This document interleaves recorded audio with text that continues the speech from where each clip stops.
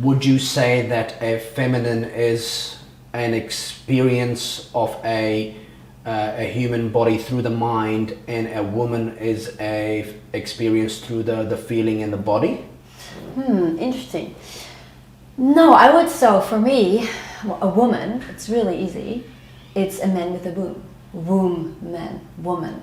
Sure. That's actually where it's coming from. Right. So it's biological. It's biological, yes. And Christopher and I, we always look through every human being. We see them more on their soul's journey, right? So we don't view life as through this one lens here.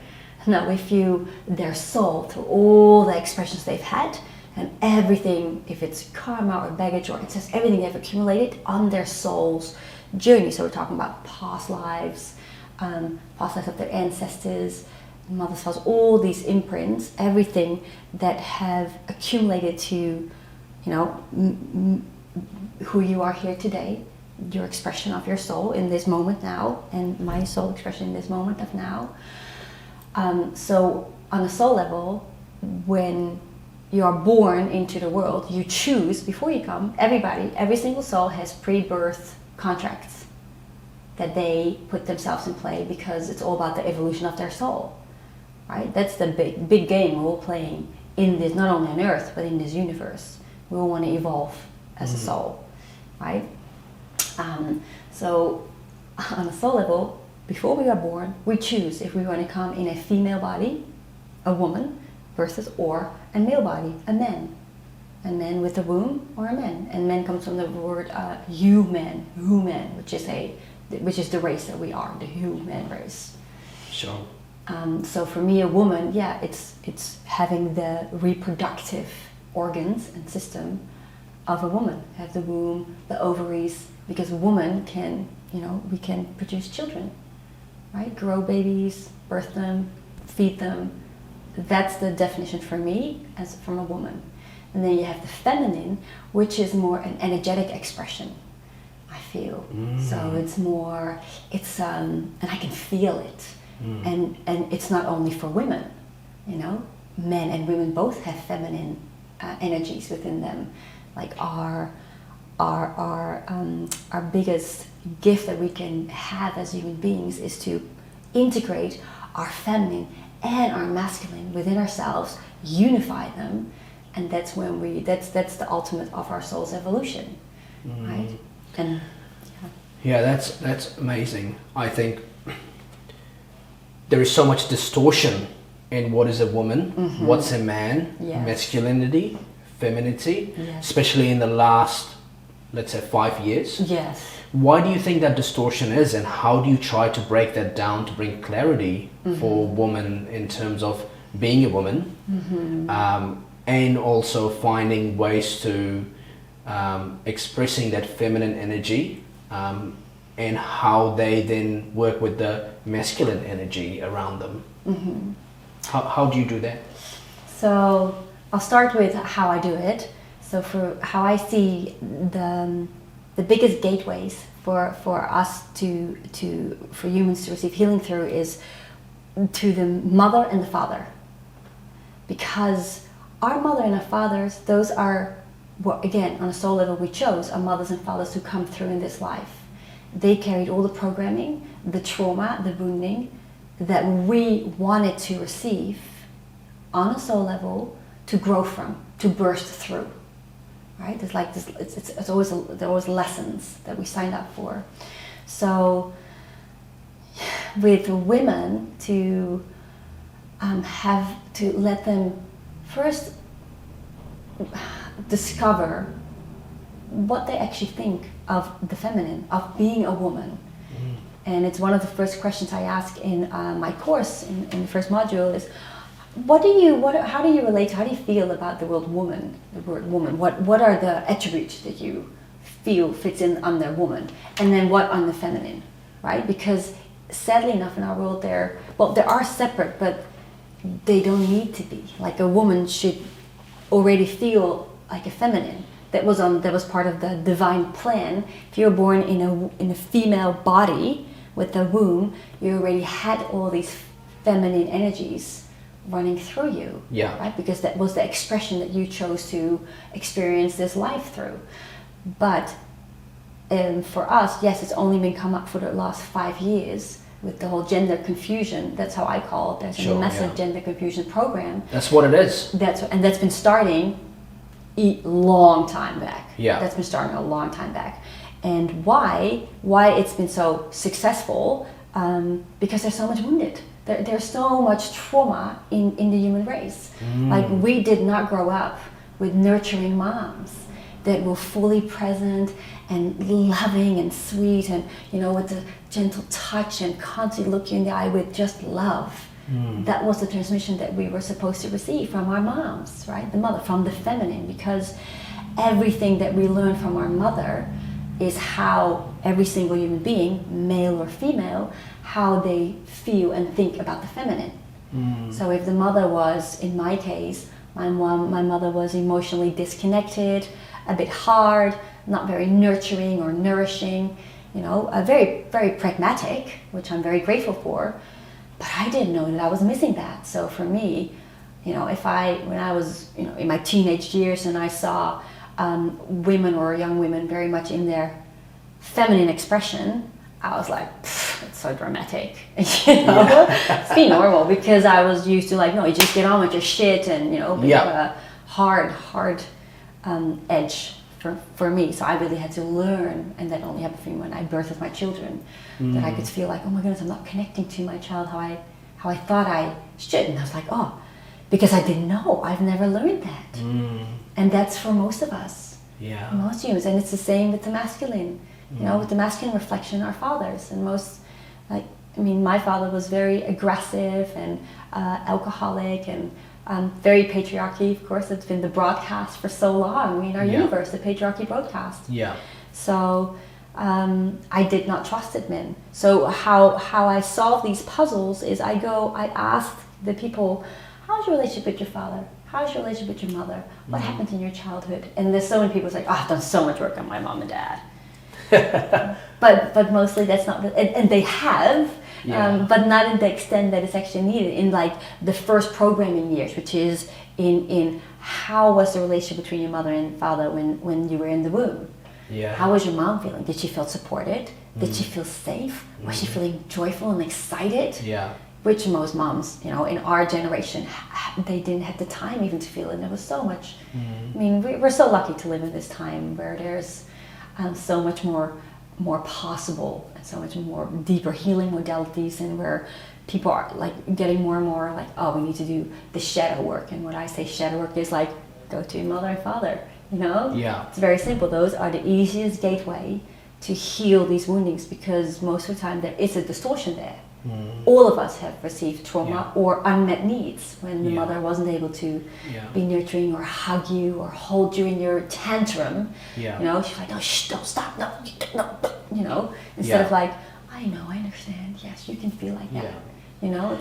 It's interesting how your focus is so healthy in my mind about going back to your wound and working through your relationship with your mother and your father, versus to what we see in the world today, where there is a lot of wound and the way that they're trying to heal it. A lot of the women that I come across is someone else to blame. Yes. And that's why there is this huge attack on men, that men are the one that are causing this. So we gotta blame the men. And as soon as we deal with the men, then we are empowered all of a sudden. Yes, it's false empowerment, I know. But actually what we're doing is we're destroying the role of a man and masculinity in a society, which has really bad consequences to it. Yes, I fully agree with that. And how I mean, of course, like, I had to work to all these layers, because so what happens when you go back to the father and the mother, right, and the childhood and the programming and the imprints that happening, the conditioning that's happening in those early years, and then we have the collective and whatever is happening on the media. It's all programming, but it creates all these lenses. Right? Like all these lenses that we cannot see reality clearly through anymore. We only perceive reality through the wounded lenses that we carry. And in my case, that's why I see it in so many others, I was so wounded with the masculine. I had such a deep fear for the masculine. So I was dominant. I wanted to dominate, like I didn't feel safe. So I was not going to surrender. So every single boyfriend I had, I was the one who was, keeping them suppressed or playing games or manipulating because I didn't feel safe. Until I met Christoph. And of course I tried it all. I tried it all, trust me. Yeah. But thankfully he did already more work than I did. So he could see my programs. He knew it wasn't me. Yeah. He could see it was my programs, my imprint, the beliefs that I carried from my parents, my ancestors, the collective wounding. So all I saw in him was like this, the belief deep in my subconscious that was playing. Men are incompetent. Men are not good enough. They're not good enough. Because that was your belief system. But deeply buried. I wasn't even aware that I became aware of it when I did a ceremony, because I really wanted to heal that relationship. And that was also what my mother thought. I knew it. She had such a deep. My mother's Indonesian, and she had just held such a deep resentment towards the masculine. So what I've been seeing is that people are just projecting. Right now, so many projections are happening, and the easiest target is the male, the masculine, because of the patriarchy broadcast that we've been under for so long.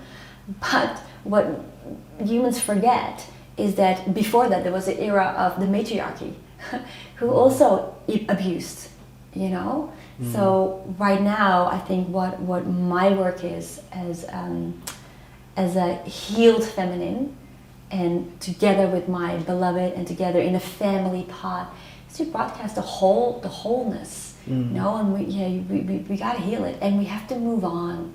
We have to move on. Like for so long, like this recycling has been happening, and like you said, this false empowerment in women. It's like so many healing modalities right now out there are about the divine feminine healing. They're still coming from a wounded space. And you can see it. So many of these women are not in a healthy, loving, unified relationship. That says it all. Like you can only ever teach when you embody yourself, because every teaching is a transmission. It's energy transmission. If you don't hold it within yourself and in your, direct reflection in your reality, how can you teach it to others? And then they're utilizing, like they have all these goddess movements and like, oh, goddess and queen, but it's, first of all, there are no queens and kings. We're all equals. We're all in one big circle, we're all one big family walking each other home. So when people talk about queen and king, I'm just like, no thrones are needed anymore. We're all one. That comes again from this unmet need and wanting to be seen and needing to be on the top. You know? And that's the consequence of distortion, because I have been in the root initiation with you and Christoph together, and the thing that I remember very deeply and strongly is the work that you've done with me, directly interacting with me, has been more from the feminine energy and the healing from the womb. I remember the work you did on me, healing me from the womb, the moment that I was born, and the separations happened with my mother's body. Versus to a lot of women that have found this sort of new empowerment through the distortion of what a feminism is, and all of a sudden they are now creating coaching programs for teaching men how to be a man. I know. I've been saying to on my course, what actually has been happening is the masculinization of the feminine and the demasculinization of the masculine. Right? Interesting. I mean, it's just, and you can see it. Like all these wounded men who've been castrated by the feminine, instead of we're all healing together. In the end, there is no one to blame anymore. Like so many people are still in the blame cycle and in the victim, which means if you're in the victim, you're not going to heal. You just want to, like you said, you just want to blame and project, and that's what's happening. Until, I think it also has to do with the maturity for our species.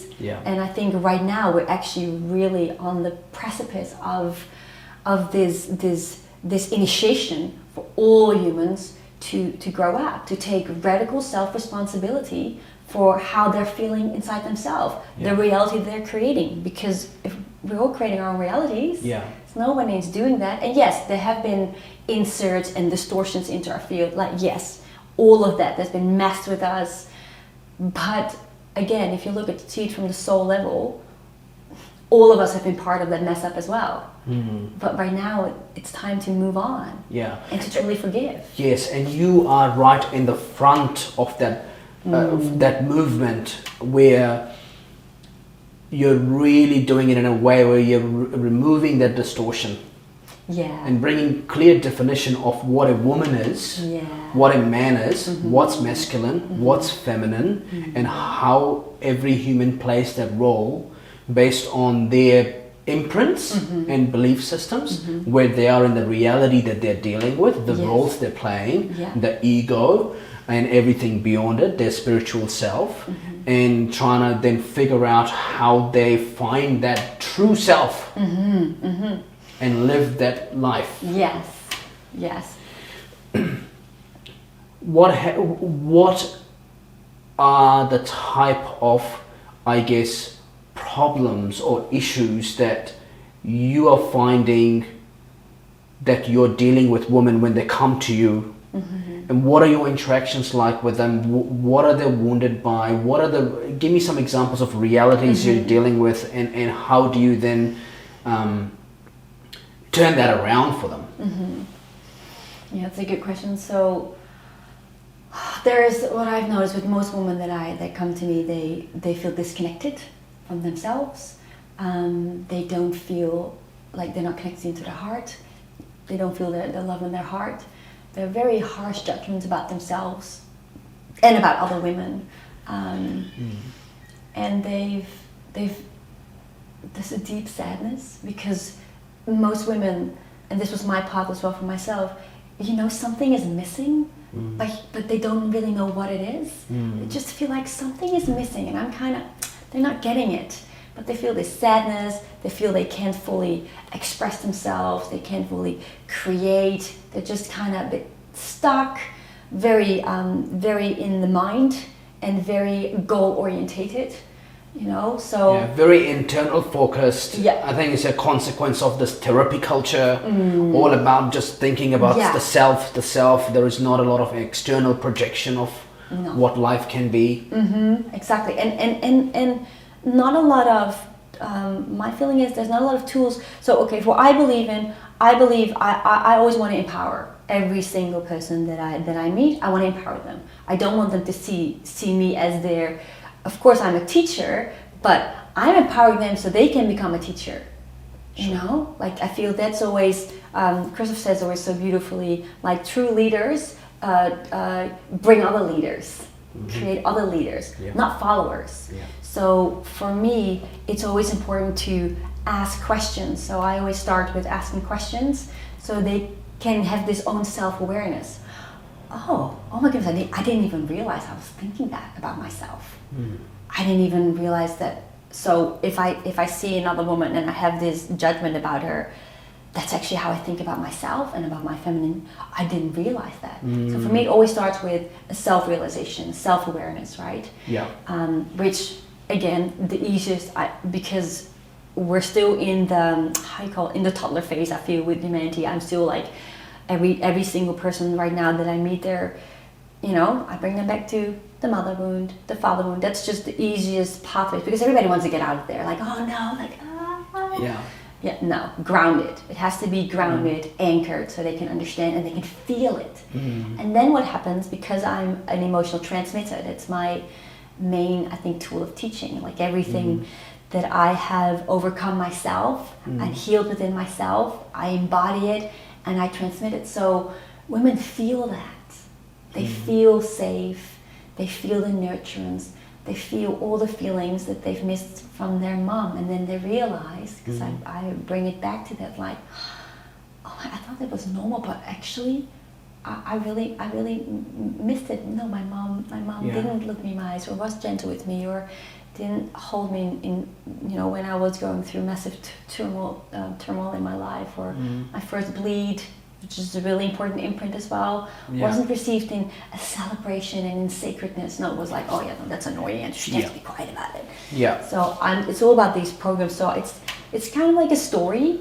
I always use a story kind of way, like a storytelling, and bring them up and realizations, and there's then energetic transmissions, and teach them about what's happening in their room. How do they feel about their belief? Because those all have to do with how you think. Well, everything that's in your room, and it can also be, again, like lots of ancestral imprints out there as well.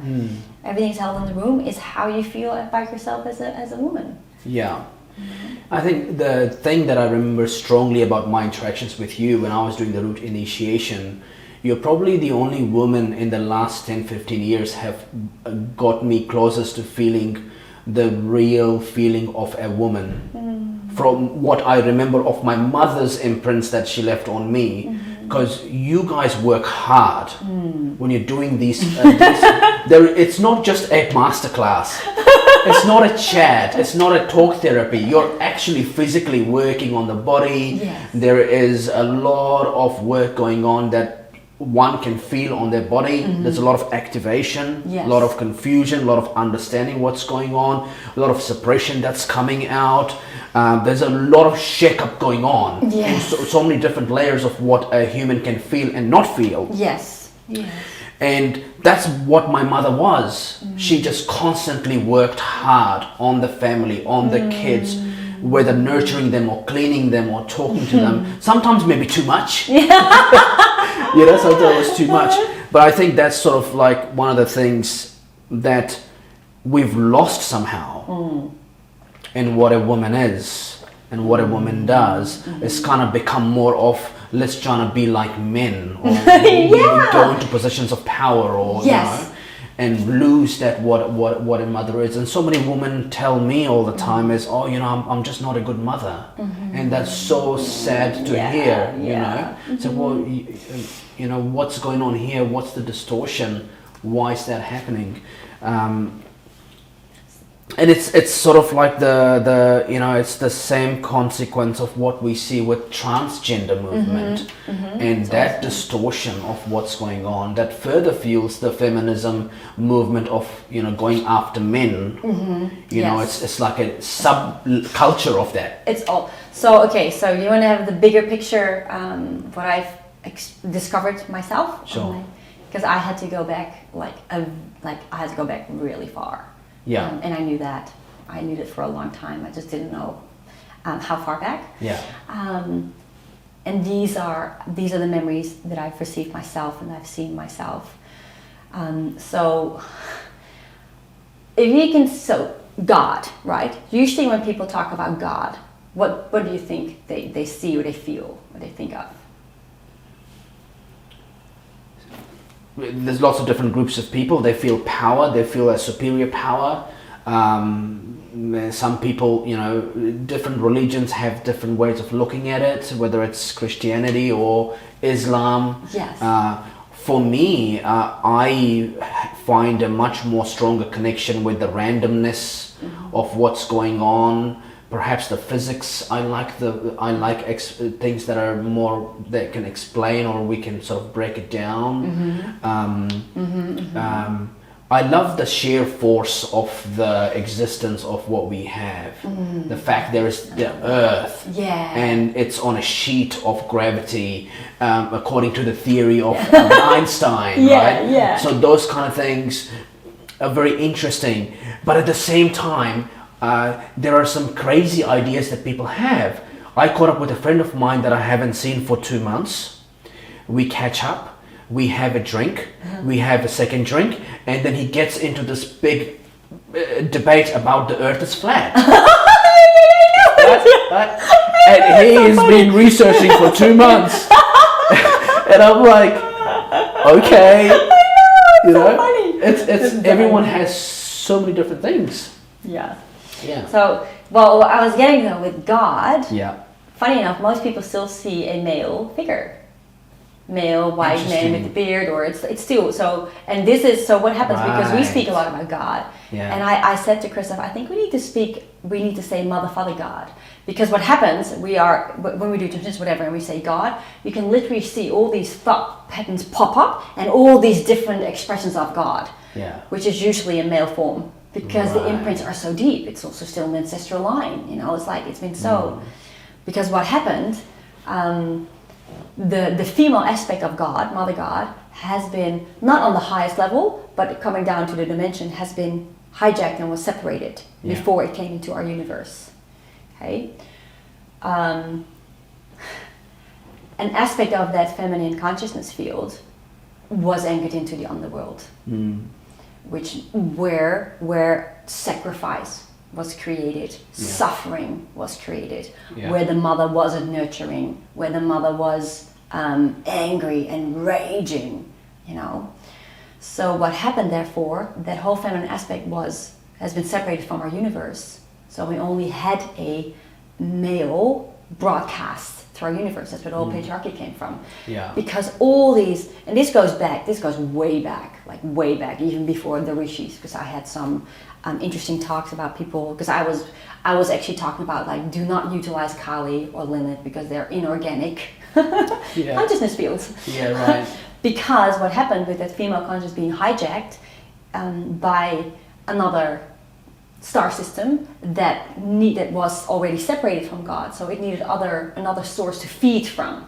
So it chose our universe to feed from, and the feeding is energetic feed, and what is the most delicious and most nutrient for that other star system that's more in service to self is low vibrations.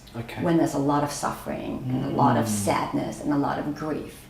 So can you imagine if you take the mother principle out, where there's no nurturance, where there's no compassion, no gentleness, and that's been the broadcast for so long. So what did we learn as not only on Earth as this race, but our whole universe, that the feminine, the mother principle, where all the feminine principles were coming from, was a avenging energy, raging, right? So, and then you had Kali and Lilith and all these stories that have been woven into our history, that were never part of our plan, of the divine plan, because our species had been created to be Mother, Father, God embodied beings, that we have a physical body, but we can access all 12 dimensions and create in a unified field all together. That's where we've been created for. With all this distortion and such deep imprints and wounds, how long does it take for you to work with someone in terms of trying to get them moving back into the right direction? Because you are doing root initiations, which are quite intense. They're about 5 nights, 4 nights, 5 days. You're doing tours. You've done tours to Egypt. They're about 20-day tours.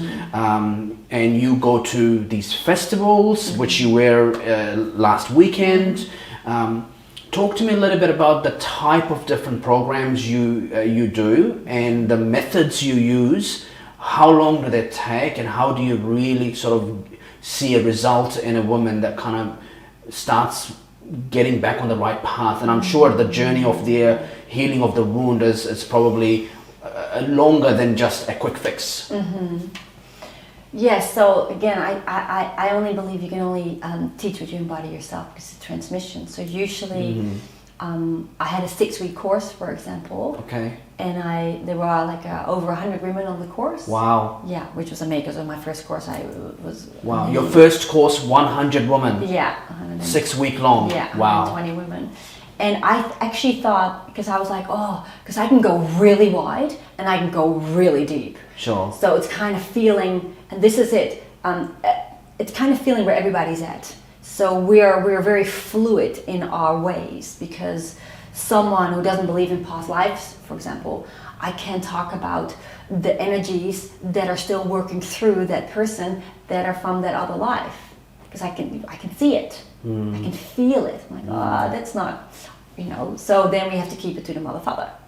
Sure. So we have all these different modalities, but with what I love with the 6-week course is that I felt that every single woman, they got it, because the whole course was set up with a lot of processing, a lot of questions, a lot of practices that I have that helped me on my path, and those are like golden tools, and they have them for life. So I took them through these certain practices, I sent them away, I do this at home, I create transmissions.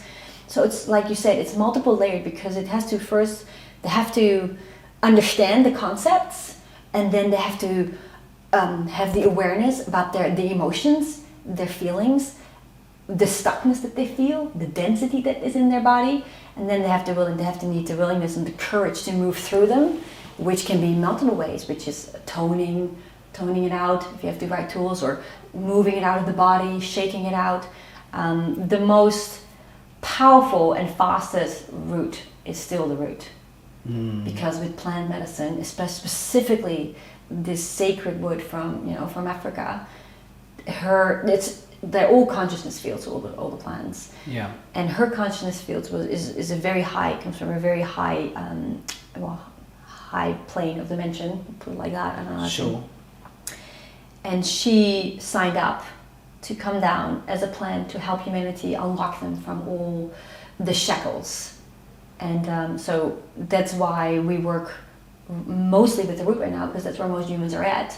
Yeah. It doesn't bring you out of the body like ayahuasca, and I love ayahuasca, but it brings you out of the body, which can fracture you more if you don't have, sorted your first lower 3 chakras out. That you're safe, and that you're know who you are, and because you can get lost in that, right? Yeah. So, it's Will Smith, right? He did 14 ayahuasca sessions, and then he slaps Chris Rock at the Oscars. Oh, I didn't know.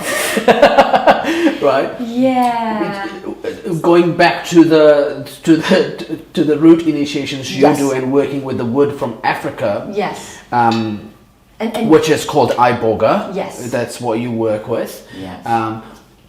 Introduce us to iboga and why it's sort of something that you deeply work with and believe in, and in activating the wounds and healing them. Because what it's not a she, I call it a she because it's a conscious field. But for me, she always shows up like this big African mama who's very, she's very strict, very loving, but she doesn't leave a millimeter unturned.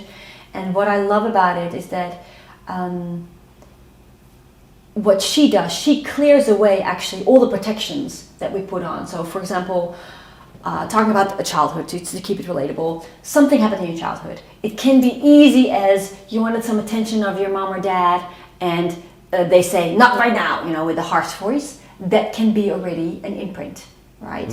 A trauma, because when you're 2 or 3 and you're so open, that is like hard. So that comes in, and it literally comes into your energy field, but then also into your physical body. And then what we do as humans, we kind of encapsulate it, separate that aspect off, because it's so painful. We can't handle it. We can't deal with it when we're 2 or 3. Our parents don't have the tools to open it up and let it release. So it stays in there in this like little bubble, and then we have all these defense mechanisms around it, because we do not want to feel that ever again. And that's how we go, and especially the first 7 years of our life. Those are because we're so open. Everything is so open for us. So that's when all these pockets are being separated, and which are all essences of ourselves, aspects of ourselves. Yeah. What the root does so magnificently, she peels away all the protective layers, which is really hard to get through. Yeah. You cannot talk your way through that. No. Breath work is also pretty powerful to do that. And there's another technique that I used, but I did it after the plant medicines, which was EMDR, which is a psychology thing, which would brainwaves, because you have to get kind of like out of the way yourself. Because everything yourself. Is that the finger thing? That Yeah. you follow the finger Yeah. and then you try to bring back the memories, the Yes. traumatic imprints, and then you kind of undo those imprints? Yes, or it goes with clicks. Yeah, I've heard That some was- good stories about yeah, that. That's really powerful. I did it as well. But iboga is next level. I think it's next level because it's like it's literally 10 years of therapy in one weekend. Because Wow. you're 2 nights under, and then because of the work that Christopher and I have done, because the thing is, you can only go as far as the facilitator has gone. Right? Because the facilitator is the broadcast of that container that you're in. Yeah. So if you have a facilitator who hasn't dealt with the mother wound, the father wound, still carries the projections on towards the masculine, you're never going to get out of that, Yeah. right? Because Yeah. again, the facilitator sets the The container. facilitation is so important. Yeah. There's a lot of stories of people just go to a hut. There's an old lady sitting. They have the medicine. They lie down. They wake up and they leave. Where there's no facilitation. No. Whereas for you, I've experienced it. There is a facilitation that is Yes. intense Yes. and detailed and really trying to break down and understand the architecture of the imprints. Yes. And then working through And the those. soul journey. Yeah. Yes, it's Yeah. like it's high level. Yeah.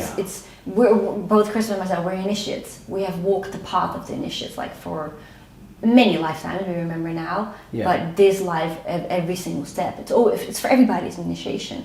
But we always took the most challenging step, so we could hold what we can hold now. Yeah. And that's why it doesn't matter if we're doing the route, if we have a tour, if we have a transmission or a talk at the festival, it's all a transmission. Like I notice now, even where we go with our family, because we're such a unified pod, and there's so much harmony and joy in our with our 2 kids, Yeah. that it's already healing for so many people. Just to be with us, or just to see us, or it's inspiring, or Yeah. so that's how I see things. If you want to go to the deep core wounds, come and do the route. If you're not sure yet, then we have other programs that can lead people like with little breadcrumbs in. We're creating now one which is all about the first programming years and the defensive energetic patterns that people have. Yeah. So Chris and I are creating our first one together, fully together. Exciting. And to literally just bring people into our world and like, you know what, if you're not ready yet to go to your core wound, I understand, but maybe we can guide you and you can create a bit of awareness. What is playing out in your reality, and why is that playing out, and how are you energetically behaving? Because there are like very clear patterns. Yeah. The 120 women that came to your 6-week program, what were they dealing with, and what was the outcome of that program for them? And tell me a little bit about that experience. So they were all dealing with the suppression of the feminine, not feeling the feminine, not knowing what it truly was. So for me, it's all about demystifying as well. So everybody was like, I call it Activate Your Divine Feminine Blueprint, because that's exactly what I did. Because everybody carries the Divine Feminine Blueprint within themselves. And I know I've activated within me, and therefore I know I can activate it in others.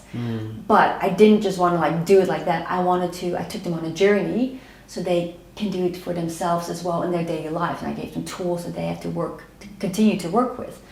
But what happened was that women, they had this concept about the feminine and the divine feminine. And I never forget, in one moment, somebody on the call asked me, okay, so can you explain what is the divine feminine? What is it? And then I said, well, the divine feminine is actually nothing more but the healed feminine. And the lady was like, it wasn't good enough, because the divine feminine in most people is like, Ma! Yeah. Yeah. But it's nothing more but the healed feminine in the healed state, who doesn't have wounding with the masculine or the feminine. Yeah. There's just love, and everybody is like being perceived as they are. Everybody has their programs, and that's okay. We don't, you don't need to change anybody. You cannot change anybody. You can just hold everybody in that love, and perceive them as they are. Yeah. And so that was really interesting. So what I noticed lots of crying, lots of releasing. Most of the women, they didn't realize how important that first imprint is when you bleed, your first bleed. If it's being received by shame, you carry your shame until like your whole life, through your whole life, in your femininity, in your womanhood. Lots of suppression. It was most, I think, because I'm a woman and I'm a mother, so lots of what came up for the women was the mother wound. And that's what I spoke about, because the mother wound is most humans, or people, I always say humans, but most people do not want to look at their mother through a lens of like, oh, she wasn't good enough, because we love our mom so much. And we know what she's done for us, right? For all of us. But it's not about blaming the mother or saying she wasn't good enough. It's about realizing, hey, I actually didn't receive what I needed to receive. And it wasn't her fault, because she didn't know. She couldn't give that to me because she didn't know. So I felt in my course it's usually about bringing those mother wounds up, feeling held and received, and learning that, that we're sacred sisters, that there's no competition, that we're all in this together. And, I'm learning from every single one as well. Yeah. And I just felt, there were so many openings. I could feel their softening, and not about the idea that they had to let it all go, but to let it immerse within themselves as a feeling, because every woman has their own divine feminine expression. There's only one. Doesn't have to look as like long hair and skirts. I love that, because I was a tomboy for so long. But it can look in so many different ways. And feel. For me, it's always about feel and take space for yourself. Nurture yourself. Enjoy a bath. Talk to your husband. Like, sweetie, I need to take some space for myself. Can you be with the kids right now? Because I just need to have a bath. And if you have a good communication and you don't blame your husband, you don't project onto him, you just say, this is what I need. Your husband or your partner always wants to nurture you and please you and make you feel happy. So I had to learn that too, because I was like, I can't imagine having 120 women in a program and they're all opening. And then you're dealing with this. It's beautiful, but it also can be very intense to manage and organize and coordinate. I'm glad that you're doing it, not me. because for me it's like I've gone through all of it.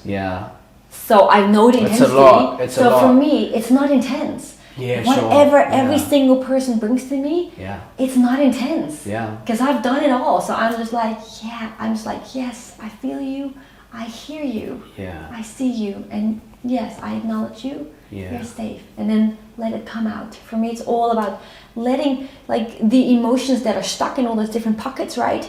It's emotion is energy in motion.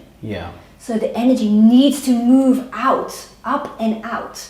So any way I can assist with that, I'll do it. So if it's with singing, or if it's with the root and the shaker, or pressing, or if it's words, or if it's just with a hug, you know? Mostly it's actually a hug. You give good hugs. You give really good hugs. So what happens once women go through that experience of, like, I guess, starting to heal or opening up? How do they try and integrate that to their world and what they're dealing with, and sort of become a different person in many ways, and just respond differently to things that they would do in the past, like, your experiences of, sort of not trusting men, or sort of dominating, or because you don't trust them. How do you get them to reintegrate? So we had every week we had a call, and on the call I had did a lot of processing. Like, I was always asking them to share their stories, because so many others learn from it, and then I process whatever's coming up. And then at the end I created some transmissions that they can keep listening to. Like, I did a womb. Was my first transmissions, but they went really well, because you have them. how do you call it, like we have them produced beautifully with music behind it. It was really deep. So they can always do that, the wound clearing transmissions, or I have one which is called the inner cave, where women actually discovering the programs and the imprints that they have. And then at the end, I created a integration framework for them with some daily practices, weekly things, monthly, so they can keep tracking themselves and keep, because it's a journey. You know, it's not like you said, it's not a one fix. But I felt, and what I saw at in the last call, I did a transmission live on the call to activate their divine feminine blueprint within themselves. And I could see it. I could see all these blueprints being activated within themselves, and then the feedback, all the women, they could feel it, they could see it themselves. So I think that's one of my roles right now, is to assist in that healed feminine, like to bring as much as possible women, because I know that every single woman on that call got so much out of it, and will share their stories and their wisdom. It doesn't have to come from me. You see, for me, it's just I'm the catalyst, and more teachers will step up. Great. It's so much about just opening and being that catalyst and letting it become a movement, and every individual woman becomes, you know, that awakened soul, and really having good clarity in a distorted world in terms of what a woman is, what's feminine energy is. We have so many homes in New Zealand with single parent households. You know, it's just a destruction of society, you know. If you want your kids to be successful and do good at school, you just got to work at the basics of a man and a woman in a healthy sort of setting. Very clear rules of what a man and a woman is. And two-parent households, encouraging your kids with the love of education, and 100% attendance at school. Very basic, but powerful. Instead of all these complicated issues. You know, if you look at kids being raised in a liberal household and a conservative household, girls and teenagers usually have higher anxiety than boys, but a boy being raised in a liberal household has more anxiety and depression than a teenager girl raised in a conservative household.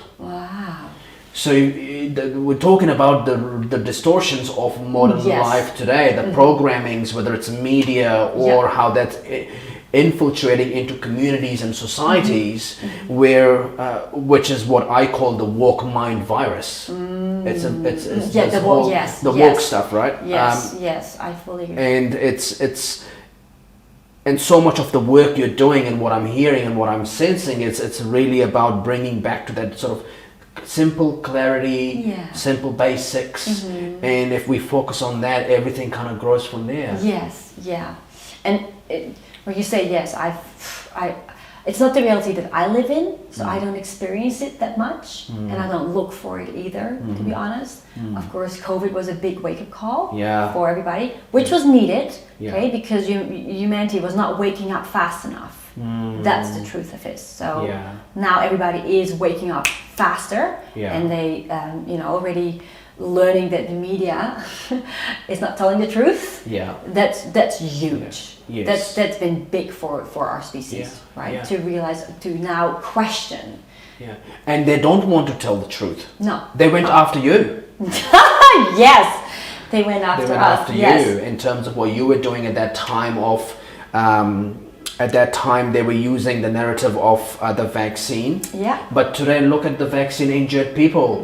The anti-vaccine movement, and it's sort of, the inquiries around the mismanagement of COVID, and so many people having heart conditions all of a sudden. I know, young people who are just dropping dead.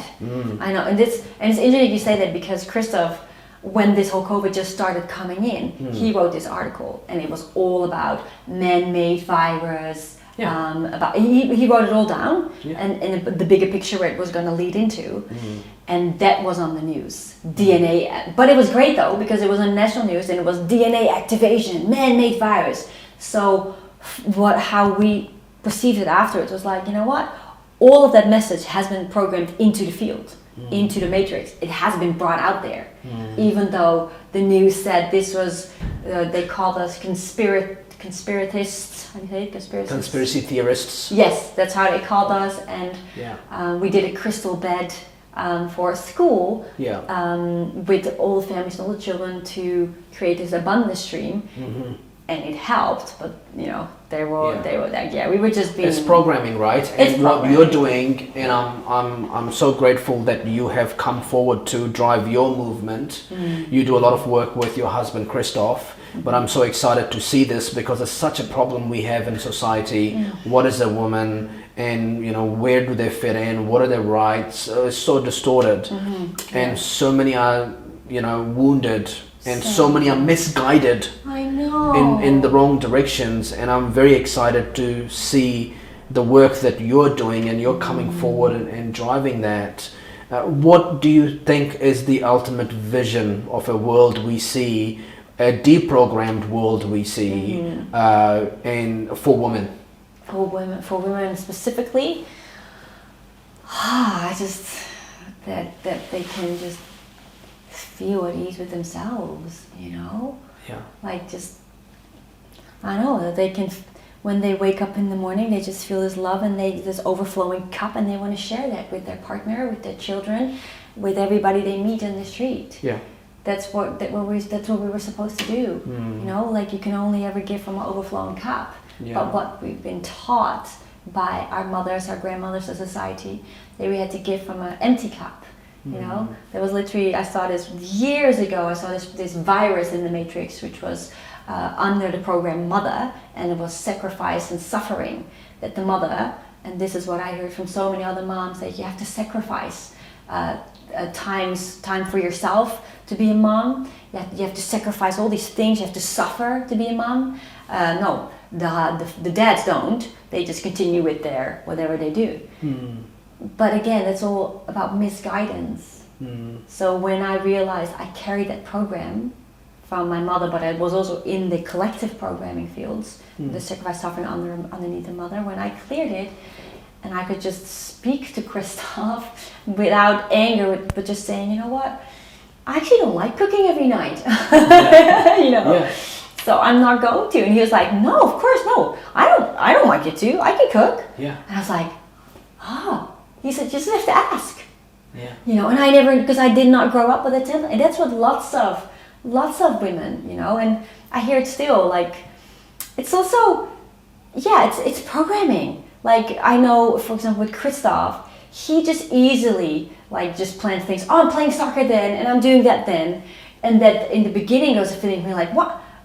Huh? You're just doing that? What about me? And he's like, well, you just do your thing. Exactly, Right? But I didn't know that, and I hear this from so many. And of course, I had, what you shared earlier, I had the same when people, because in the beginning I was solely focused on being a mother. When I met Christoph, we got pregnant after 4 months. You know, we had the babies, we traveled. So I think I've only been working now since a year. And my eldest is nearly 9. So I was 7-8 years really solely focused on motherhood. And then when people ask me, what do you do? I always felt a bit of a shame, you know, about it. Like, oh, I'm just you know, I'm a mom at home. And people would like, oh, yeah, okay. You know what I mean? Well, of course, with Christoph, it was like, well, yeah. I'm doing this, But it should have been the other way around. Not all the way around. It's equally important. Like, mother is the most important job in the world, especially for 7 years. So if as a mother, I talk about it a lot because I feel that's where the whole woman stems from. If we can voice what we need, and it's very simple, like on your bleeding days, take a step back, have a rest. Don't be social. Don't get in your go-getting. And I've been doing it for years with Christoph and the kids. They know, oh, I'm bleeding, daddy's cooking. No, we're not going to have play dates over at our house. Mommy is bleeding. I just want to relax and I need to cleanse, because it's, as a woman, it's a massive cleanse. And if you work together as a one unified field in the family, I can transmute things for Christoph through my womb. I happily do that for him. Why wouldn't I? he's my beloved. Yeah. You know, instead of, and I had to work through that, because when I became a mom, all of a sudden Christoph wanted to plug in more with me because he had a mother wound. And there was in my side being like, I'm not his mom, I'm his lover, his partner, his wife, I'm not his mom. Yeah. But when I learned about, it doesn't matter, I'm the feminine expression. Yeah. So I'm to Christoph, yes, I'm his wife, I'm his lover, I'm his partner, but I'm also the mother. If he needs to fully let go and feel safe and feel held, you know, and that's how you can work together in a unified relationship. It's not about, well, you do this and you do that, and as soon as you notice that a projection is happening, a finger pointing, what's happening in yourself really? Yeah. Right? And that's always what we both, because we both worked so extensively deep on all our woundings and traumas, this is what we bring to others. Oh, what's actually, so we have couples, we also work with couples, it's like, oh, what's actually working, what's really going on here? Without a judgment, without, you know, but just saying, well, this is the pattern that's happening here, this is the pattern that's happening here, the blaming, you can never unify. And what, in the bigger picture, right, if you still have a wounding with the masculine or a wounding with the feminine, you can never unify within yourself. Yeah. Which is the Eros Gamos, which is the next level of our evolution. So it's been intentionally programmed into our universe to create, remember, it's called Lush, to create more dense energies to feed from and to be channeled through that other star system. To create a separation with the mother, wounding with the masculine, wounding with the feminine, projection. So there's always separation. That's why so many people feel so lonely. Yeah. Because they have to separate within themselves. So if we can heal that separation within ourselves, start with the mother, father, and then, oh, what happens in the ancestral line? Oh, what did I do in my past lives? Yeah. You know, like it's a deep journey, but why wouldn't you do it while you're here? Yeah. Yeah, I that was my experience of working with you and Christoph on healing my I guess father-mother piece, more so father. I think for my first root initiations, I obviously have to come back and do it again. I wasn't able to come in for the November one, last November one, but it was such an incredible experience and a shift in the mindset, because so much of the healing we do today is through the lens of the programming. Yes. Programming creates the reality, and we think that's real, and so we are healing through talk therapy and modern therapy. But the lenses are still, of the program are still in place. Exactly, and all the modern medicine, Yeah. antidepressants and this and that. Yeah. Oh my goodness. Yeah. Which is just working on the symptoms, never on the root cause. Yeah. And I personally felt such a bond and a connection with Iboga as an activated, intelligent being. And I get so obsessed. And I always say to Christoph, I need some. No, you're fine. It's exciting. Thank you so much for your time today. It's been such an awesome conversation and such needed conversation. I think you do a lot of work in the space, and it's nice to have you talk about that and stuff like that. Where can people find you? They can find me on Instagram, Yeah. Alaya Melchizedek, Yeah. and you'll find me there. And I post, there's a lot, I post sometimes little transmissions that are coming through, or lots of family stuff as well, but it's a lot of our work you can find there. And they can find your programs and the next upcoming programs as well on Instagram? Yes, on Instagram. That's awesome. Well, thank you so much. Thank you so much for having me. That's awesome. Bye, everybody. Thank you. Bye.